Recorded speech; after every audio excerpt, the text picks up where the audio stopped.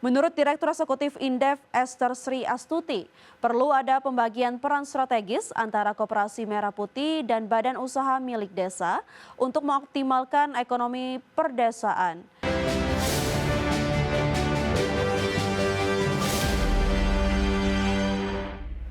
Pemirsa, Institute for Development of Economics and Finance atau INDEF menegaskan arah kebijakan Koperasi Desa Merah Putih pada 2026 sangat bergantung pada penerapan sistem tata kelola yang transparan.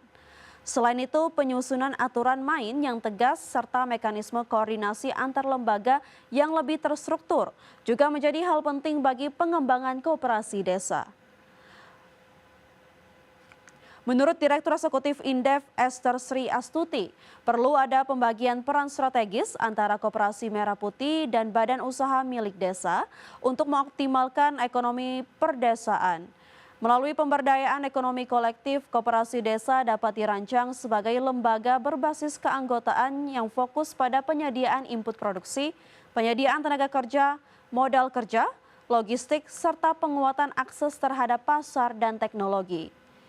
Sementara dengan basis orientasi keuntungan lokal, BUMDes dapat berperan sebagai entitas yang berfokus pada kegiatan usaha berbasis potensi lokal dengan orientasi laba guna menghasilkan pendapatan asli bagi desa. Sebagai pengawasan, Esther juga menilai perlu pelatihan intensif bagi pelaku Koperasi Desa Merah Putih, mengingat kapasitas pengelola Koperasi Desa Merah Putih tidak satu frekuensi.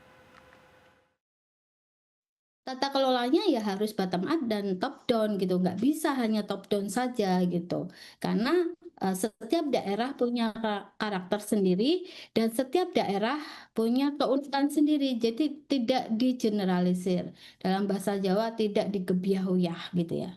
Nah, sehingga basicnya kalau ingin Koperasi Merah Putih ini berhasil, ya harus ada sistematika dan tata kelola kelembagaan yang jelas, aturan main yang jelas gitu. Presiden Prabowo Subianto membentuk Satuan Tugas Percepatan Rehabilitasi dan Rekonstruksi di pasca bencana di 3 provinsi terdampak, yakni Provinsi Aceh, Sumatera Utara, dan Sumatera Barat. Presiden menunjuk Menteri Dalam Negeri Tito Karnavian sebagai Ketua Satgas. Presiden Prabowo Subianto membentuk Satuan Tugas Percepatan Rehabilitasi dan Rekonstruksi Pasca Bencana di 3 provinsi terdampak, yakni Provinsi Aceh, Sumatera Utara, dan Sumatera Barat. Menteri Sekretaris Negara Prasetyo Adi menjelaskan bahwa Presiden menunjuk Menteri Dalam Negeri Tito Karnavian sebagai Ketua Satgas. Menurut Mensesnek, penunjukan Mendagri sebagai Ketua Satgas didasarkan pada luasnya wilayah terdampak yang mencakup 3 provinsi. Terkait target kerja, Menteri Pras menegaskan bahwa Satgas akan bekerja secepat-cepatnya sesuai tahapan yang telah ditetapkan, sementara target prioritas pemerintah berfokus pada pembangunan hunian yang layak bagi para warga terdampak. Tidak ada kalau target ya secepat-cepatnya, kan tahapannya juga sudah ada ya. Untuk prioritas pertama tentunya adalah sesegera mungkin dibangun sebanyak-banyaknya hunian bagi saudara-saudara kita yang sekarang masih ada di pengungsian. Lebih lanjut, Mensesnek menyampaikan bahwa sejumlah pihak mulai dari kementerian, lembaga, Polri hingga Danantara terlibat aktif dalam upaya pemulihan. Sementara Kementerian Pekerjaan Umum menurut Mensesnek telah merencanakan penanganan berdasarkan data kerusakan. Dari Jakarta, Jen Cahyani, Damar Wicaksono, IDEX Channel.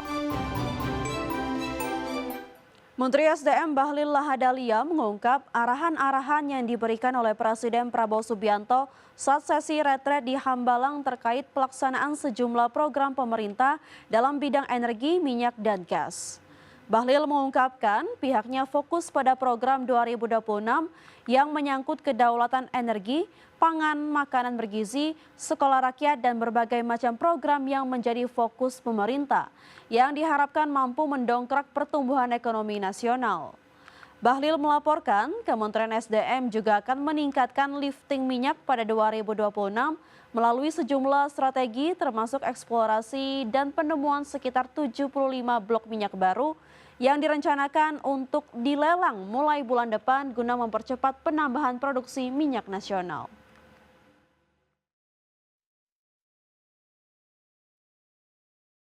Kita koalisi kan kompak semua, membantu Bapak Presiden, membantu pemerintahan dalam rangka apa? Orientasi kita menyukseskan berbagai macam program pemerintah yang berorientasi pada pelayanan rakyat, kesejahteraan rakyat, yang menyangkut dengan makanan bergizi, pendidikan, infrastruktur, kemudian juga alat kesehatan. Semuanya kita lakukan investasi, hilirisasi. PT Medco Energi Internasional Tbk memberikan dukungan modal kepada sejumlah anak usahanya dengan total nilai 2,42 miliar rupiah. Langkah ini dilakukan untuk menunjang efisiensi dan kelancaran operasional bisnis hingga akhir 2026. PT Medco Energi Internasional Tbk menandatangani perjanjian dukungan bisnis dengan 4 anak usaha dengan total nilai $144.839 Amerika Serikat. Berdasarkan keterbukaan informasi, perjanjian dilakukan dengan PT Mitra Energi Pelayaran, PT Satria Raksa Bumi Nusa, PT Expand Petrogras Intranusa, serta PT Mitra Energi Gas Sumatera. Seluruh entitas tersebut merupakan anak usaha yang sahamnya dimiliki secara tidak langsung oleh Medco. Melalui perjanjian ini, Medco menyediakan fasilitas teknologi informasi yang telah digunakan oleh induk usaha. Fasilitas tersebut mencakup layanan internet, akses VPN, sistem SAP, hingga Business Process Management atau BPM. Dukungan ini bertujuan agar anak usaha dapat menjalankan operasional secara lebih ekonomis dan efisien. Manajemen Medco menyebutkan perjanjian dukungan bisnis berlaku hingga 31 Desember 2026. Adapun perseroan menegaskan transaksi ini tidak menimbulkan dampak material terhadap operasional, aspek hukum, kondisi keuangan, maupun kelangsungan usaha. Dengan dukungan ini, Medco berharap sinergi antar entitas usaha dapat terus terjaga. Berbagai sumber IDX Channel. PT Unilever Indonesia Tbk atau emiten berkode saham UNVR mengumumkan kesepakatan divestasi bisnis teh dengan merek Sariwangi. Bisnis tersebut dijual kepada perusahaan FMCG lokal PT Saforia Kreasi Rasa dengan nilai transaksi 1,5 triliun rupiah. PT Unilever Indonesia Tbk menyepakati penjualan bisnis teh Sariwangi kepada PT Saforia Kreasi Rasa. Divestasi dilakukan melalui penandatanganan perjanjian pengalihan bisnis atau Business Transfer Agreement. Corporate Secretary Unilever Indonesia Pat Westiana Kristanti menyampaikan perjanjian telah ditandatangani pada 6 Januari 2026. Pihak pembeli ditegaskan tidak memiliki hubungan afiliasi dengan perseroan. Penyelesaian transaksi direncanakan akan dilakukan pada 2 Maret 2026 atau pada tanggal lain sesuai kesepakatan kedua belah pihak. Perseroan menyatakan transaksi ini tidak memberikan dampak material terhadap operasional, aspek hukum, maupun kelangsungan usaha. Penjualan bisnis teh memungkinkan Unilever Indonesia merealisasikan nilai investasi dan mengembalikannya kepada pemegang saham dalam jangka pendek.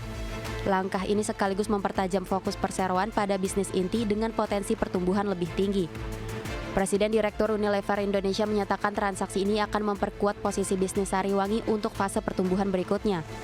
Sebagai informasi, Unilever Indonesia mengakuisisi Sariwangi pada 1989 dan dikenal sebagai pelopor teh celup di Indonesia. Tim Liputan IDX Channel.